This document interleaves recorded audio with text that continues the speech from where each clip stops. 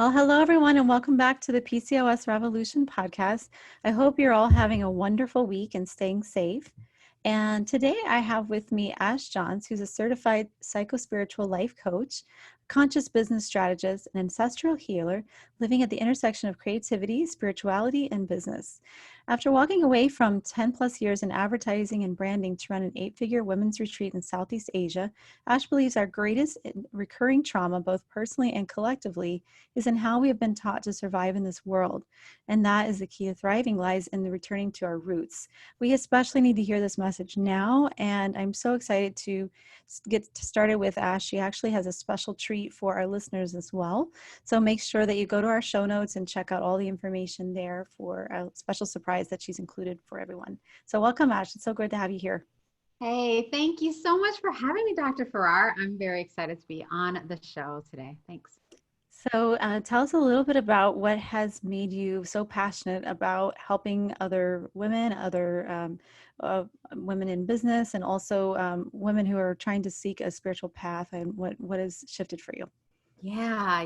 I like to think of myself as serving soul seekers, soul searchers, visionaries, change makers, and folks who are feeling the call to rise into the truer version of themselves, right? So my journey started a while ago where I was, as I said, working, or as you said, working in advertising, and just realized that there was something inside that I was not living up to. And no matter what I did or what promotion I got or the people I was around, I kept coming into the cycle of depression and self-defeating thoughts and just questioning who I am and what I'm doing in the world. And as you can imagine, that brought on a whole lot of stress, a whole lot of self-doubt, a whole lot of confusion, and just really stopping and looking at my hands being like, what am I here for? What is this about?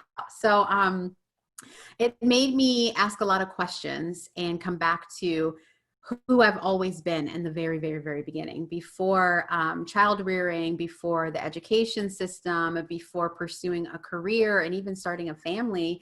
I had to just be like, what am I here for? Who am I really been? Who have I really been? Yeah.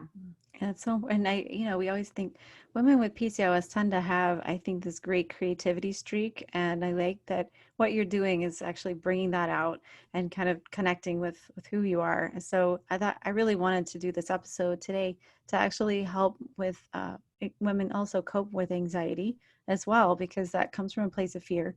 And we know in Chinese medicine also the kidney channel also is one thing linked to fear. When it becomes imbalanced, we generally experience more anxiety and more fear.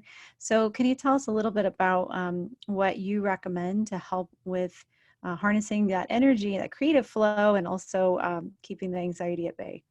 Yeah, that's a really good question, because I don't think we ever stop managing anxiety or our emotions or the energy that's running through our body. And so I just want to start off with that, because there comes this idea when we experience anxiety and stress and just dis-ease, we're like, I want to get over this and I want it to never come back again. But living literally creates fear and challenges and things that are reoccurring. So I think learning tools that work for you and also remembering who you are over and over and over again is the way to ride that wave. And we get better in it in doing that as we go through the cycle. So it's like a spiraling experience of deepening.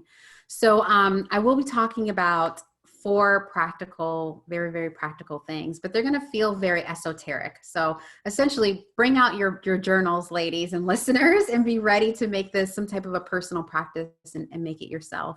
A lot of my work is guiding people into, as I've said, remembering who you are or figuring out who you are, because therein lies tools and tips and ways that you function in this world that's uniquely to you, that helps you be your best person in this world and inevitably then inspire other folks. So one of the ways that I guide people into doing that is literally going back to, again, your childhood. What did you love to do? What brought you ease? What lit up your spirit? What made your creative juices flow? And find a way to do those little things in your everyday life. Now, right now, depending on when you're listening to this, we're recording this during the time of COVID, right? And so we're indoors at the moment. And I had to be like, wait a minute, I'm getting a little upset. I feel a little unsafe. What did I do as a kid when I felt unsafe? I would go to my room and I would draw, I would paint, I would make these like tongue depressor bookmarks out of like glitter and sparkles and like all these stickers and things. And I would lose hours in creating. And so as adults, we think that those things are silly or that we've outgrown them. And yet when we give ourselves the time and space to just enjoy things that lit up our spirit, it inherently lets the stress process through our body, our energetic body and our physical body, and brings us back to self. Very, So very cool. So yeah, you're a it's budding artist. totally. And we all have Mhm. some type of creative way that we express ourselves, and reconnecting with that helps us in difficult times. And when you're doing that creative activity, you can ask yourselves, like, what part of me misses doing this?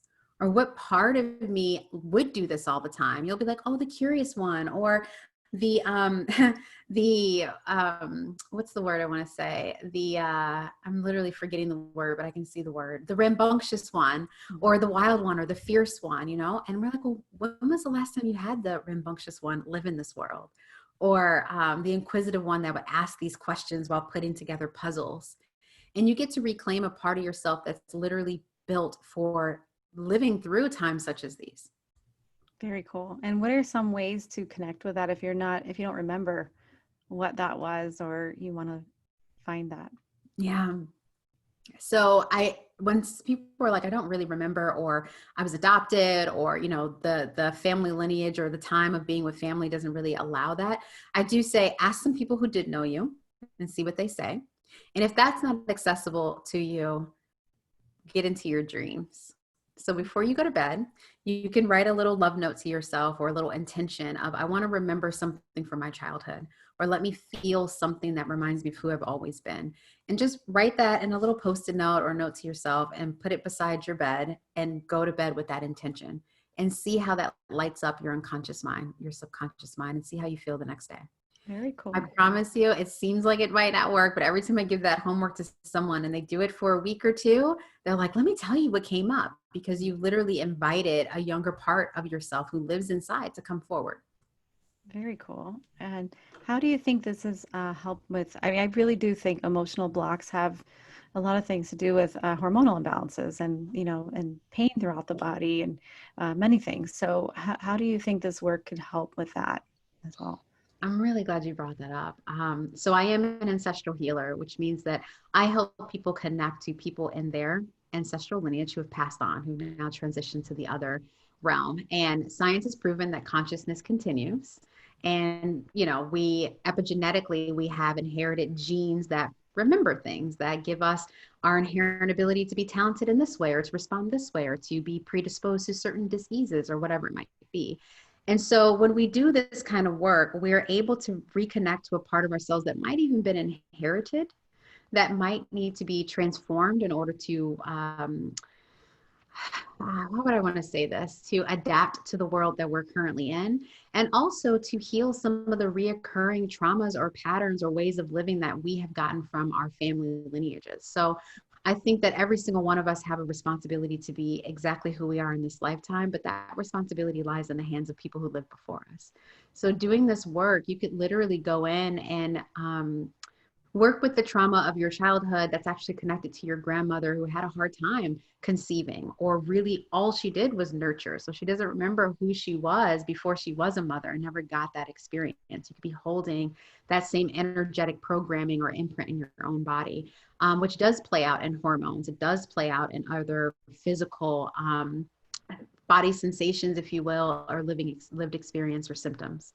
Very cool. And I think about, how PCOS, we talk about women warriors, that women were with PCOS back in the day were the ones that, could survive a famine, and who could, be there and take care of lots of kids and be able to survive and thrive. And when you think of a pandemic, you're thinking, wow, I mean, this is something that we hopefully will never experience it in our lifetimes again, I hope. But, in general, when we look at survival and we look at our ancestors, like I think of my grandmother and my great grandmother as the very strong women, that really survived the Depression. They survived so many things, and they were just tough. So I hope some of that gets passed down to me and to my daughter, and those good traits, But definitely there's traits you can look at in your family that are like, oh, I hope you didn't get those. Right. And then there's some we're like, give me more of that. Like we need Yeah, this can we right pick and see which ones we now. want and which ones we don't want? So, and Let's that's get what you're on. to kind of carry that through to be aware really of what you're inheriting, right? Yeah, totally. And I love how you just said that, where we get to pick and choose. And sometimes we might have a predisposition, or like not even a predisposition, but a stance of, it's just my life and I don't want to think about the past, or I'm separate than other people. But there's so much wisdom and there's so many other good things that can be harnessed. And something very practical is literally, whether you want to think of it as a mantra or an intention or a prayer, is to talk to the people who helped you create you, right? And say, I would love to feel your presence, or I'd love for you to have your wisdom or whatever come through to help me cope with this or survive. And you can light a candle to do that if you really want to get into something that feels a little bit more of a ritual. But to your point, there are generations and years and centuries of ancestral wisdom living inside of our blood and bones that we can really harness in these times, because they've lived through similar experiences in the past. So yeah, I think that is a really amazing point to have.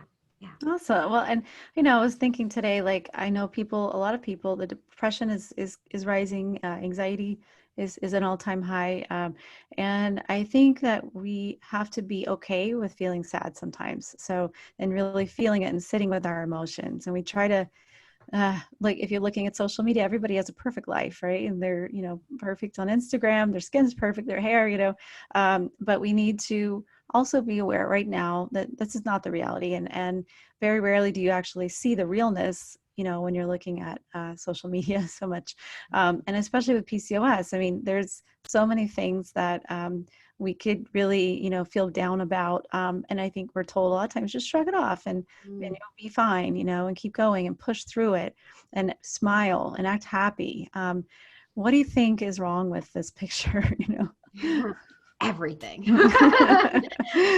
We're multi-dimensional dynamic beings. And so every emotion that we have and perspective that we have on that scale, if you will, if you want to visualize a scale, is valid and is needed.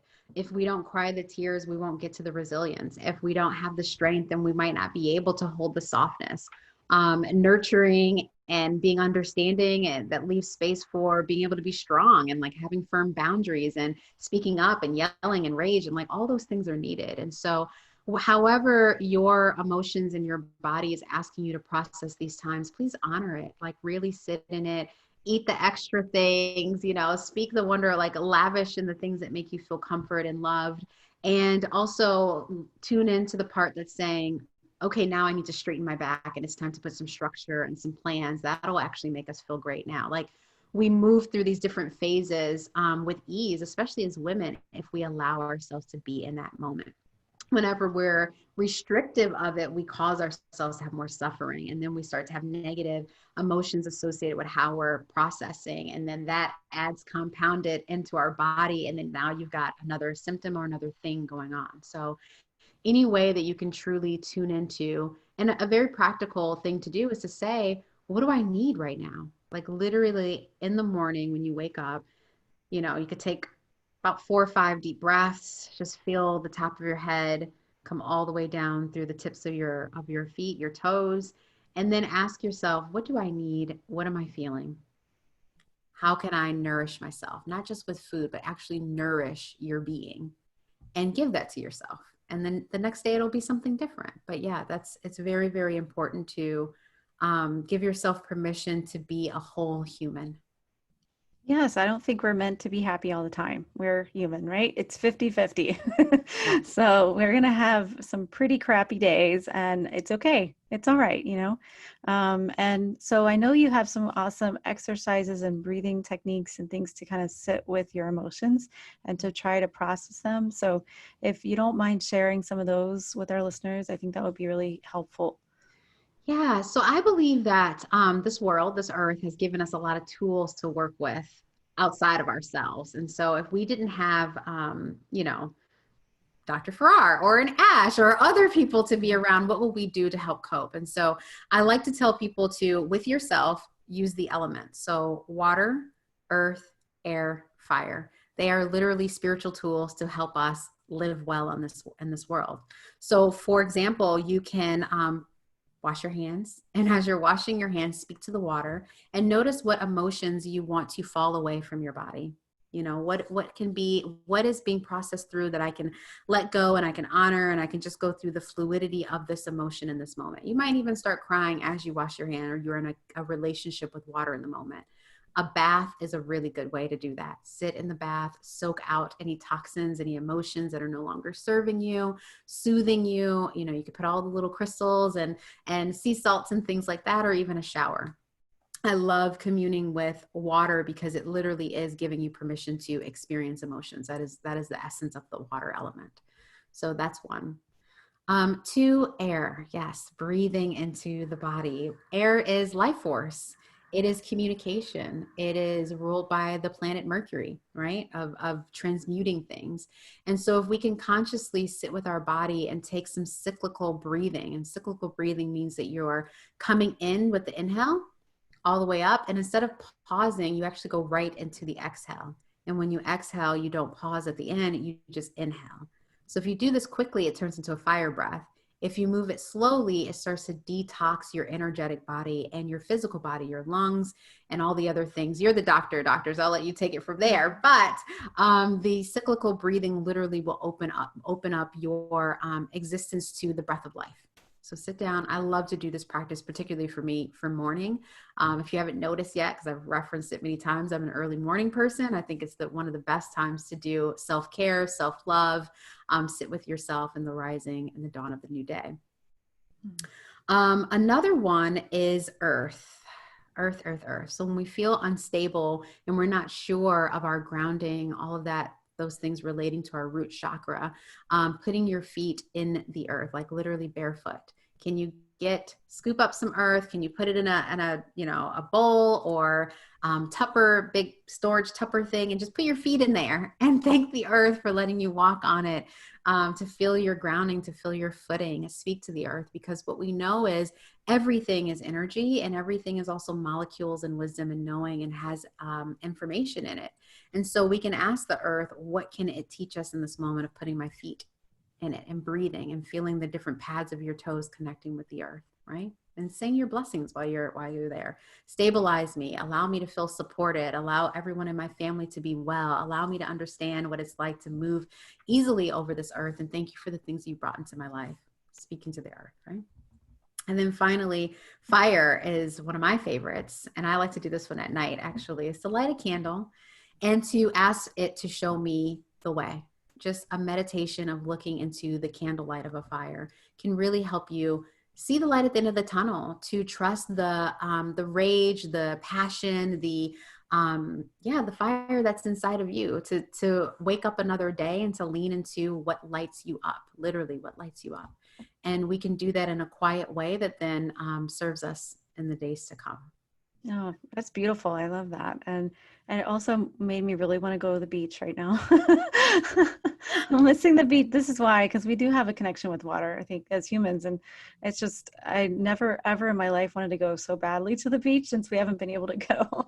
But just to feel the ocean, to breathe that, those ions, and put your feet in the sand and really connect with nature that way. So I think we're all needing some of that, and you could create that space at home, is what, what I like about what you're saying. So even if it's to your backyard, just going barefoot in your backyard sometimes would be great.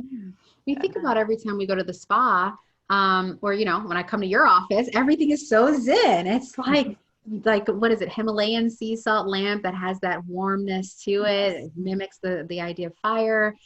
We've got the Japanese lamps with the water is going down. Like, the elementals are there to help us cope when we can't do it within ourselves. So I really encourage people to lean into the elements and bring them into your life. They will definitely help.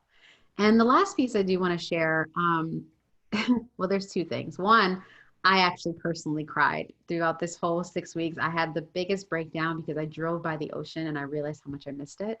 Mm-hmm. And I needed to just grieve missing being able to go to the beach and what that's doing to people, but particularly for me, because I'm a water baby. I'm a Pisces, and water means the world to me. So just an example of allow yourself to grieve the things that are really tough right now, for sure. Mm-hmm. The second thing is our space, our homes, our cars, our bedrooms, our whatever space is sacred to you and that you live in. Find a way to just honor that and say that I want this space to be stress free. I want this space to be beautiful and radiant and to get me through this time, and see any way that you can make the space clear. See any way that you can make it feel special. Again, you could get some balloons the next time you do go to the grocery store, or light some candles, or maybe it's scent, or maybe it's flowers, but do anything that doesn't feel strenuous, but does ask the space to hold you. And what if you're living with someone who dumps their dirty clothes on your beautiful space? So, Well, I am a life coach, but I don't do relationship coaching. yeah. I'm thinking a lot of people are going, okay, it's been about 7 weeks of stay at home orders, especially for us in Florida. They're noticing a lot of things happening right now with their relationships. So Yeah, that's true. That's very true. Yeah. I mean, boundaries are important, but it's difficult when you're really facing that 24/7 time. So it's hard to have your space, but I hear you're saying to really maybe pick a corner. I have a little yoga mat corner that I have, where it's like, that's my corner there, and just have the space. Or if you don't have it, to go outside if you have a balcony or a patio or anywhere, or maybe just go for a walk. Just if you can't get that alone time, then that's also, good to just try to establish that routine. And I think, having that water meditation, I think that I do it, when I'm washing my hands here in the office, since we wash our hands so many times. I've decided to get one of my favorite soaps, a foaming doTERRA On Guard. Like, it's a great experience when I wash my hands. I'm like, this is awesome, and I have my little moment of like, I'm enjoying washing my hands, and it's like a small thing. It sounds silly, but it's something that I do 20 times a day. So I want to make sure that, I'm actually in a good place, and it's my, 2 minutes each time of just, feeling blissful. And so those little things, I think throughout the day are something you can do as like a mindfulness exercise. Totally. All those little things, sometimes we're looking for reprieve and we think there's going to be this whole like, yeah, like, oh, that's it. And it's these little things that add up to the, the Right. calming and the trusting ourselves. And the practices create the ritual creates the experience and the beingness that you really want, which is calmness and trusting yourself and confidence and grounded and just loving and open. So let's try not to discredit how the simple things go so far. Definitely. I love it. And if you guys want to create your own rituals, I'd love to hear about them. And if you'd like to go to our Facebook page and our Instagram, and I think, it'd be great to share. If you can tell our listeners how to connect with you also, Ash, and you can give them some advice too on what you prepared for them as well. Yeah, sure. So you can find me at ashleyjohns.com. There I do have about a weekly or so newsletter that I send out, just insights and inspiration on living life more spiritually and more sound. I'm also on Instagram at Ash Inspires. But today, or whenever you're listening to this, we do have a beautiful guided meditation just to take you through the different energy points of your body that you can kind of make your own or do on a daily practice to bring you into yourself. So I hope that you enjoy that and that it's nourishing for you. Awesome. Thank you so much. And this is so, so needed. I'm really hoping that you guys will try to connect with yourselves for a few minutes each day, and be centered, be calm, and cry a little bit if you need to. Right? It's okay. So thank you so much, Ash, for being here, and have a great week, everybody. We'll see you soon. Thank you.